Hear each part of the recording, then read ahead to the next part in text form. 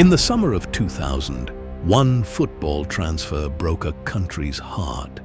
A captain, a hero, a man who wore the colors of Barcelona like his own skin. And then, in a single afternoon, he put on the white shirt of Real Madrid. Fans burned his picture in the streets. 2 years later, someone threw a pig's head at his feet. This is not just a transfer story. This is the story of a promise, a secret contract, and a betrayal that changed football business forever. Luis Figo arrived at Barcelona in 1995. Within 5 years, he became the heartbeat of the team. He won league titles. He won the hearts of the Camp Nou faithful. In 2000, Figo was named the best footballer in the world, the Ballon d'Or winner, wearing Barcelona's badge. To the fans, he wasn't just a player. He was one of their own, a symbol of loyalty in a sport that was rapidly becoming a business. Across the city, at Real Madrid, a businessman named Florentino Perez wanted to become club president. But Real Madrid was in debt, and Perez needed something bold to win the vote.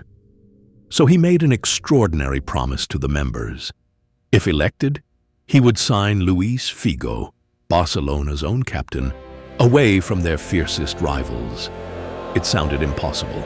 Almost nobody believed it could really happen. But behind the scenes, Perez had already done something no candidate had ever dared to do before. Every top player in Spain had a buyout clause, a fixed price written into their contract that any club could pay to sign them, no permission needed. Figo's clause was set at around 61 million euros. Weeks before the election, Perez's advisors met privately with Figo's agent, José Vega. A document was signed. If Perez won the presidency, Real Madrid would pay the clause and Figo would move. It was legal, it was secret, and it would soon tear two clubs and a nation of fans apart. On July 16, 2000, Florentino Perez won the Real Madrid presidential election. Now his promise had to become reality. Real Madrid triggered Figo's buyout clause and paid it in full. Under Spanish football law, once the clause was paid, Figo was legally obligated to join Real Madrid, whether he wanted to or not. Figo later said he never expected the promise to actually be kept. But it was too late. The move was done. Barcelona's captain now belonged to their greatest rival. When the news broke, Barcelona was in shock. Fans gathered outside Camp Nou, holding banners, chanting against the man they once adored. Newspapers called it the ultimate betrayal. Figo was presented in Madrid wearing the white shirt, but there was no celebration parade. Real Madrid officials knew the reaction would be dangerous, so his unveiling was quiet, careful, almost hidden from public view. Meanwhile in Barcelona, his name was ripped from shirts, his posters torn from walls.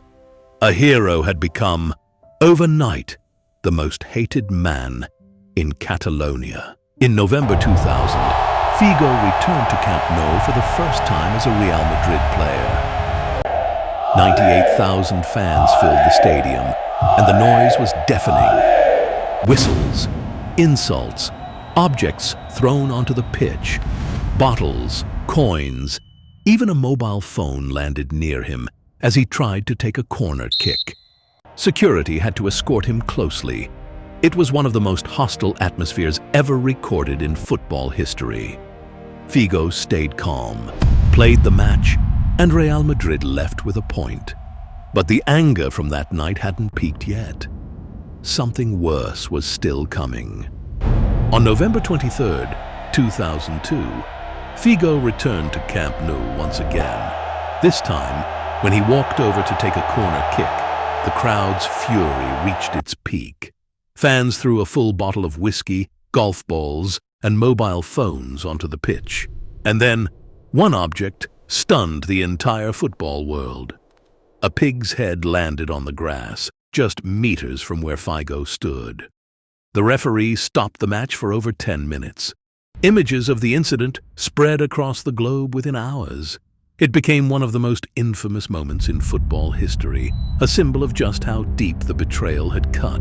Figo's transfer shattered the world record fee at the time, and it changed how football clubs operated forever. Florentino Perez had proven that box office stars could be bought, no matter the cost, no matter the rivalry. A year later, Real Madrid signed Zinedine Zidane for an even higher fee. Then came Ronaldo, Beckham, and more. The era of the Galacticos had begun, a strategy built entirely on the foundation of one broken promise turned real. Football was no longer just a sport. It had become a global business of superstars, marketing, and power. Today, Luis Figo is remembered as one of the greatest wingers of his generation. But his name will always be tied to that single, controversial summer. A promise made to win an election.